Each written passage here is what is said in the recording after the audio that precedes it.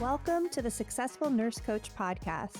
On this podcast, Laura and Shelby, both board certified nurse coaches, show you how to make as much money as you want in private practice as a nurse coach.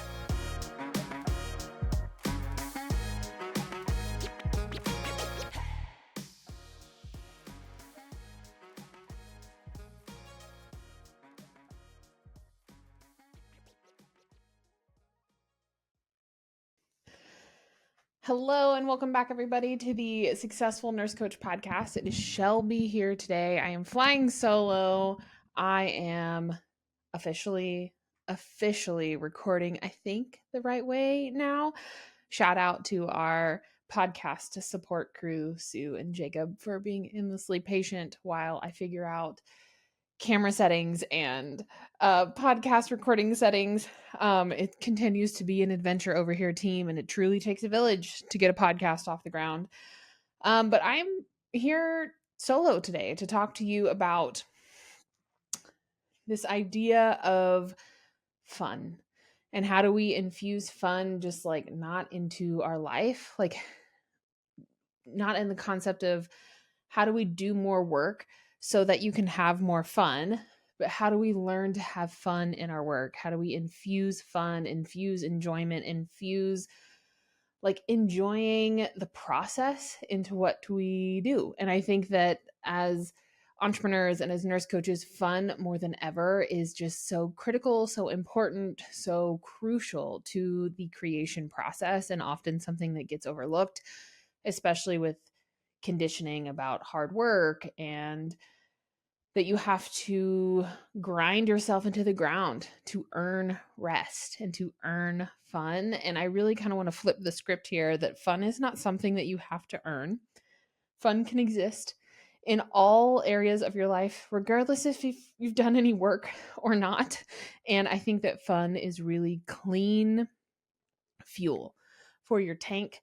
It is clean fuel for the longevity of your business.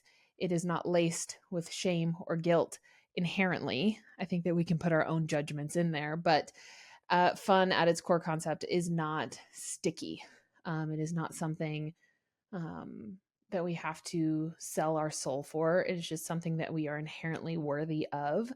And I've been reading this book called Hidden Potential by Adam Grant.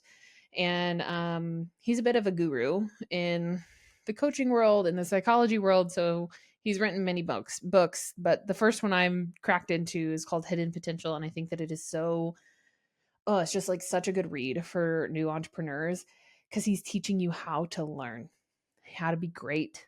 And his point in this book is not necessarily like that people that achieve great things aren't born with a special gene to be, some prodigies are, right? But he's really focusing on this book about how you intake information and how you integrate information and your relationship with failure and your just tenacity to learn and evolve and to grow and have the process be something that you fall in love with rather than the outcome.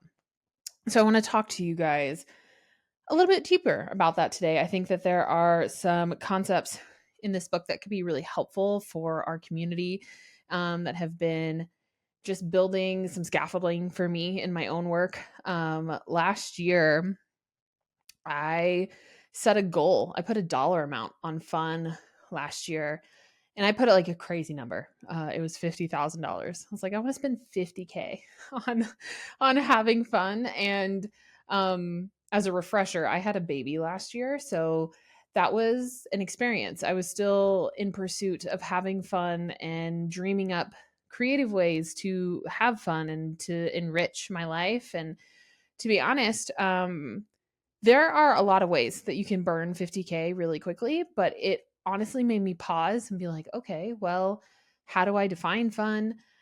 Where do I find fun? Where I'm really good at having big fun, like big trips and luxurious trips. And like I could go through it really quickly. But like, what about the little fun in everyday life? Like, how do I tap into fun and enjoyment just every day on my work day? What can I classify as fun? What are the little moments I'm looking forward to? How do I bring joy and how do I cultivate it? And in the chapter in Adam Grant's book where he talks about, I think it's like chapter 4 or something like that. He's talking about transforming the process of the hustle. He really brings in these concepts of like deliberate play and harmonious passion and the importance of taking a break. And I really want to like shine a light on those things. And if you want a deep dive, Adam Grant's book could probably be on your doorstep this evening. Thanks to Amazon. So I'm going to read from my notes here for a second, but deliberate play, Adam Grant defines this as a structured activity that is designed to make skill development enjoyable, blending deliberate practice and free play. Incorporating play in even the most mundane moments can help prevent burnout. With deliberate play, it is easier to sustain and achieve greater things. So, I want to, he gives 3 examples in the book, which I will cover here in a second, but like deliberate play is an actual psychological term. It's not something that's made up by a, nobody guru on Instagram. It's a proven concept that has data behind it, which I think can be helpful for our nursey brains. And he even gives medical like terminology and examples in his book, one of which being that he mentioned a study to where they brought improv classes into medical schools, and it was an improv class so that the medical students could learn how to read facial cues and read body language. And the improv class was people shouting made up words and then their colleagues trying to guess what they were talking about, trying to put together the clues and like how they were acting it out and their body language and their facial expressions. And people who participated in this class did better on patient examinations. They were able to better identify a patient's chief complaint and have more empathy for their concerns. So, as healthcare professionals, we know the importance of these things and how just like this silly game of charades can really actually make you better at being a better healthcare professional. Kind of like blew my mind. Also, too, as I was reading the book, I was like, well, that's kind of cool, but like a lot of us are looking to get out of bedside care. How does this relate to our world now, like in the world of coaching and supporting people, but then also like proposals and invitations into coaching sessions? Like, how does this translate to skills? And he gave an example about sales. I know we have a lot of feelings about the word sales, but I want to encourage you to hang in there with me for a second. So sales, they had an exercise where someone was holding a box. You don't know what's in the box, and then your partner comes up to you and starts asking you about the things that are in the box. And you like play this game to see and ask questions and to hold dialogue with somebody for 3 minutes straight without letting the conversation drop. So what I pieced together here is that they were playing like a game of ultimate curiosity, that there is no answer. You're just endlessly curious about what's in the box and if you can figure it out. And then they tracked them over the next month. They then sold tickets to a sporting event, and the group that participated in the box exercise sold 43% more because they have the ability to connect with people and talk to people. And they just have like this fun practice of like, what's in the box and being curious. Deliberate play teaches that the real outcome is your enjoyment and not what you can achieve. And I want to take a minute there to like let that sink in. That deliberate play teaches that the real outcome is your enjoyment, not the achievement. And as nurse coaches, as entrepreneurs, I think that it's really easy to get sucked into comparison game here, or the black and white. How many people have I talked to? How many people have I invited? How many proposals have I done? How many powerful conversations have I held? How many people have I told what a nurse coach is? And not that those things are not important, because they are, but it's really easy to get bored of those exercises and the fun to just like deflate out of it, especially when you're just repeating the same things over and over and over and over and over. And I think that being able to find a way to be in love with the skill itself rather than the outcome of the skill, because honestly, team, like, outcome of sales is not really up to you.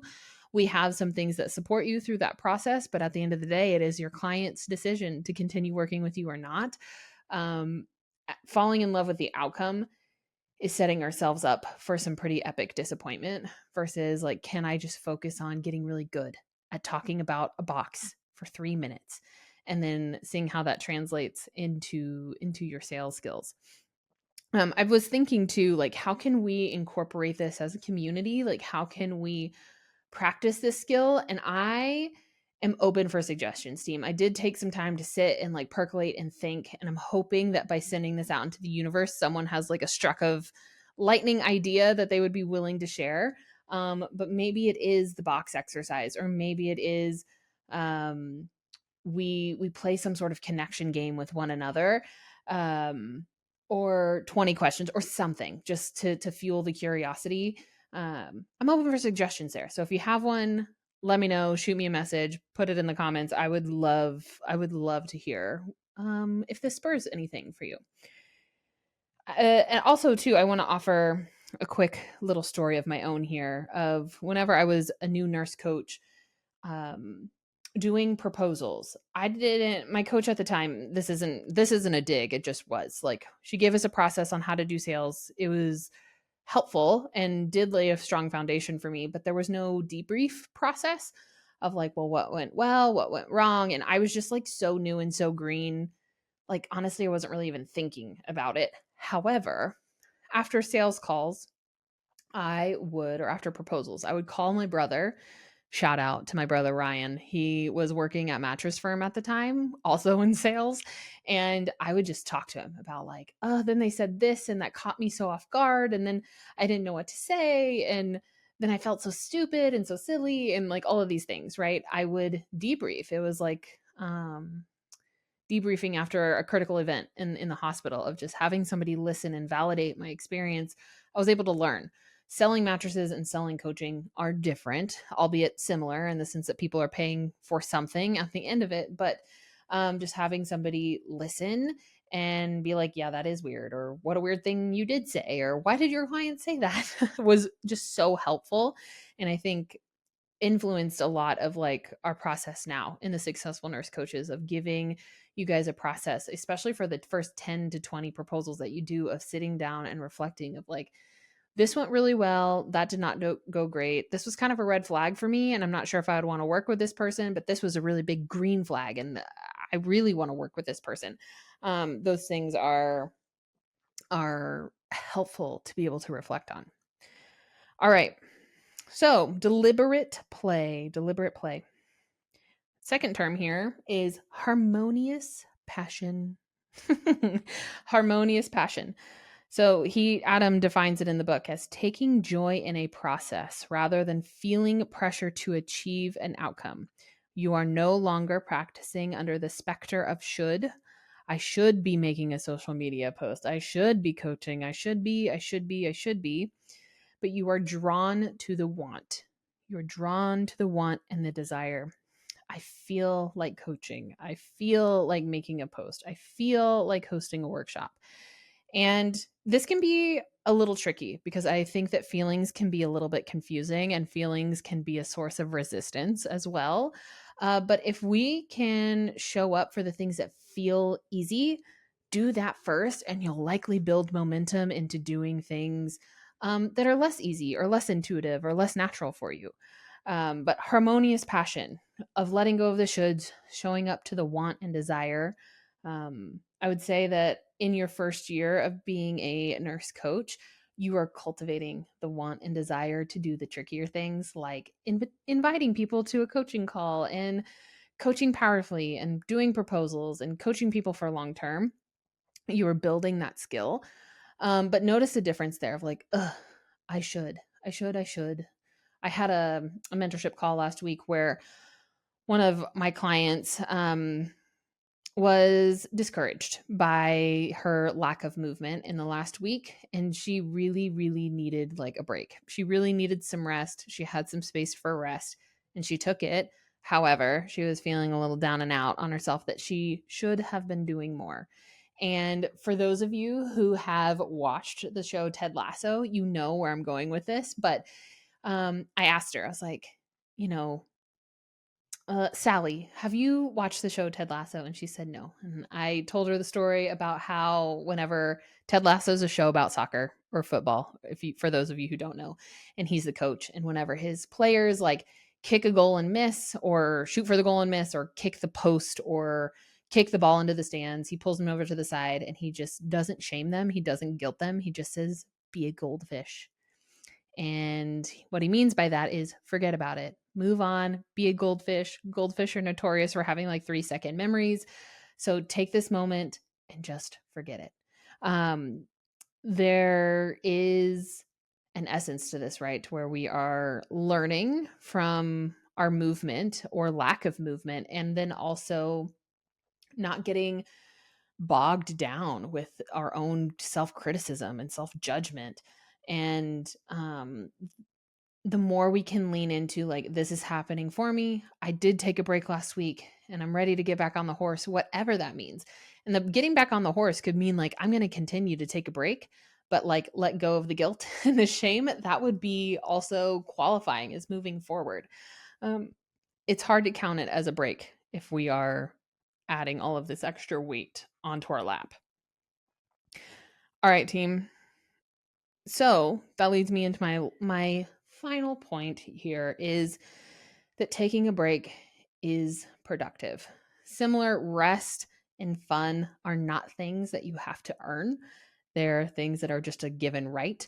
I think that we have been conditioned as a society to just work and push and should our way through hard times. And I have to go to work because even though I'm sick or I can't take a break because of this, there will always be something to do. And the reality is that if you are sick, the world keeps spinning.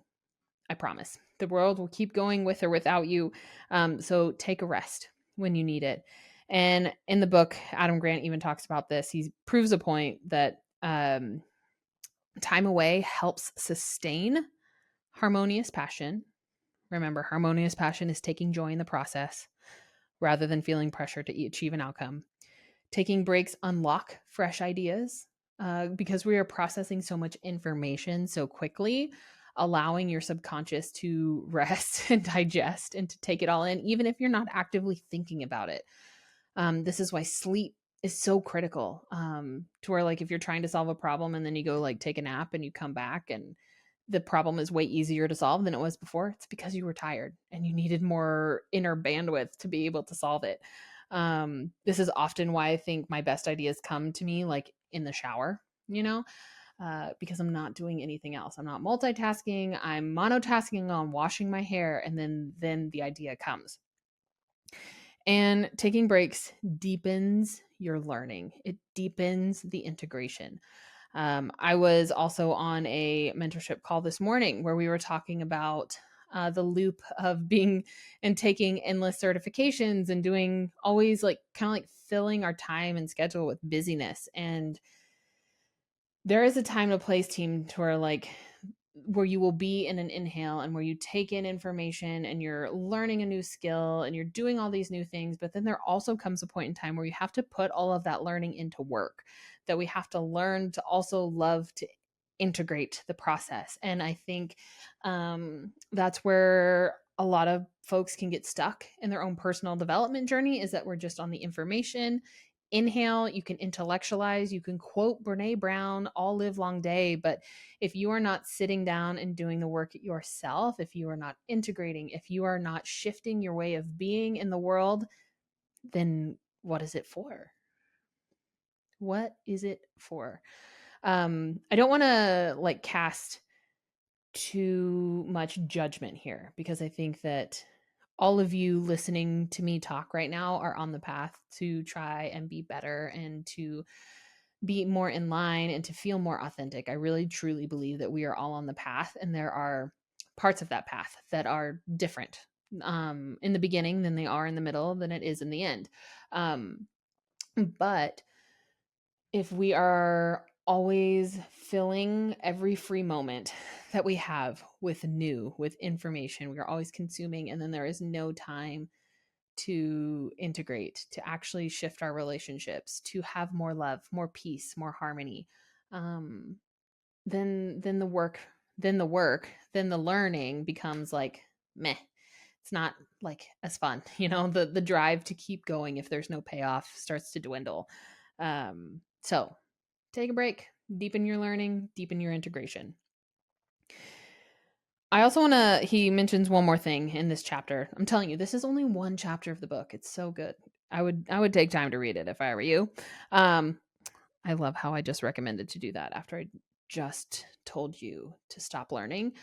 So actually follow your heart. Do what you need. I'm going to tell you the rest of what's in chapter 4. All right. So he even talks about obsession, right? Of like, that obsession leads us to rest, or leads us to see rest as we are taking our foot off the gas, only resting when we are just completely exhausted and completely spent, that we've completely earned it. Now I can rest because I'm so tired. I don't have anything else to give, and now I'm going to rest. Versus harmonious passion, it's easier to know when to rest and refuel, right? So he has this visual in the book of like, it's of a gas tank, and one of the pictures, the gas tank is on empty. And he's like, that's what obsession leads to. Your gas tank gets to empty, and then you can rest, right? Because you have to. There's nothing else to give. Versus harmonious passion, you might rest around like the half tank, the quarter tank, the 3/4 tank, because you know that rest is going to fill your tank back up, and you can keep going on a full tank rather than needing to take a big, long, gigantic rest because your tank is on empty. Studies show that obsession with your work, putting in longer hours, doesn't actually equate to more success or better performance. Womp womp. Studies show that obsession does not equal better success or more success or better performance. And that you are more likely to fall into emotional and physical exhaustion, risking burnout or bore out, BORE, out,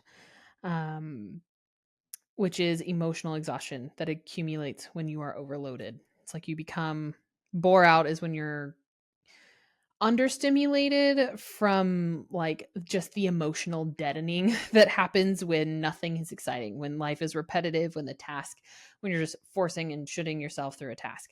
And you're working so hard that you drive out the joy. That's a bummer, right? Bore out. Has anybody else heard that word? But I kind of want to make this real for all of you, from the bore out to I keep feeling like I'm saying Borat. I know I'm not, but now you probably won't be able to unhear that either. From the bore out to the boredom to the obsession, and I want to paint a picture for you for how I see this in real life. So people come in to our programs to learn how to create clients, to learn how to create a lucrative practice. And their goal is to have, a 6-figure practice or beyond. And that is a wonderful goal to have. It's great that we have somewhere to calibrate our compass. But oftentimes the only measure of success or perceived success is the dollar amount in your bank account.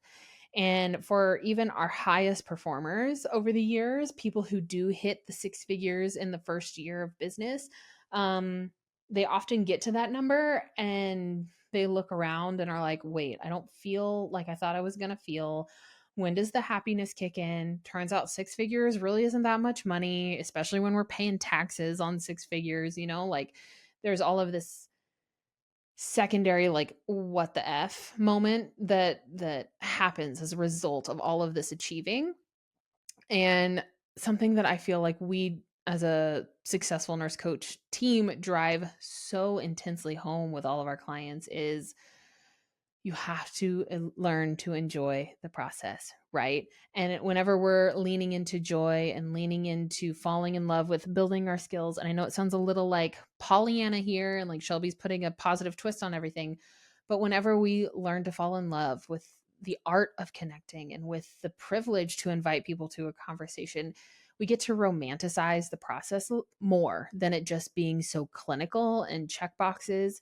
And there will be seasons to where I'm going to look at you if you're my client and just say, do it anyway. Like, your feelings are getting in the way here. We know you need to do this thing. I know you have a big goal and vision. Stop holding yourself back. And then there will also be seasons to where I ask you to slow down and to do less and to fall in love with the present moment right here, right now. Because if we don't learn to fall in love with the present moment when you're making $35,000 a year, you're not going to magically find it along the way when you hit 100K a year.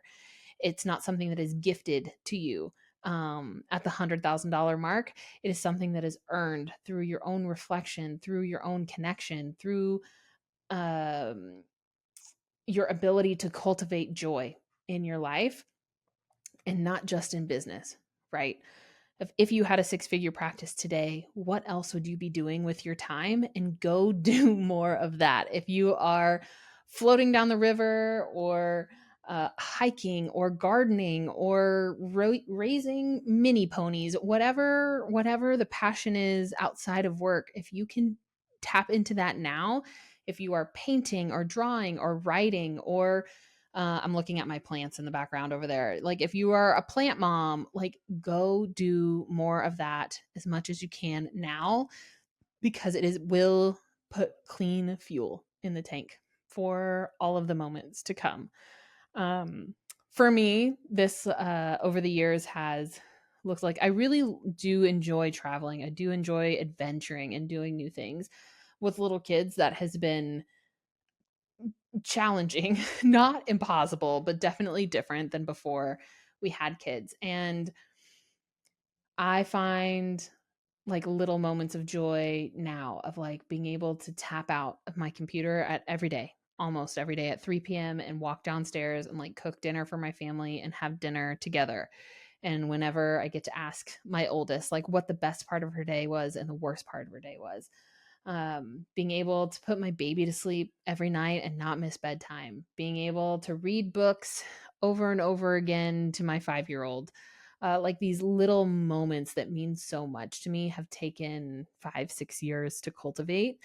They are they are repetitive moments. They are moments that happen every single day, and if I'm not paying attention, they can start to feel a little boring. However, it doesn't take much to recalibrate my focus of like, this is the life that you wanted. Like, this is the life that you left the hospital for so that you didn't have to work until 8 p.m. and come home after the kids were asleep and be foggy and fall right into bed. Like, you wanted these intentional little moments, and they're here, and they're here. So don't miss them. Um, I also like have this image burned into my brain of whenever my husband takes our 5-year-old to preschool in the morning, and like the sunrise hits our glass door, our front door, just at the right spot every morning when they're leaving. And like, there's just something so special about like giving her a hug before she leaves for school, telling her to have a good day and that I'm so excited to see her when she gets home. Like, those are the little moments of motherhood that like fuel my business so endlessly, because I don't want to give that up, right? I want to be able to be here to witness, to see every moment from here until she leaves and moves out for college or whatever comes next, which is like freaking me out to even think about. Parents to teenagers, send me advice. But I hope I'm getting my point here across of finding the joy in the everyday. What would you be doing if your business was already taken care of? And go do more of that.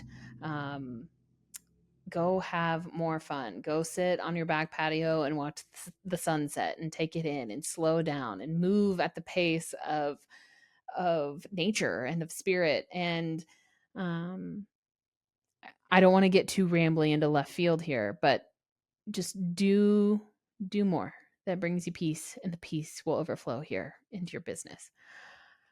All right, team. that's my rant for today. That actually ended up being way longer than I thought. I'm proud of myself. But if you would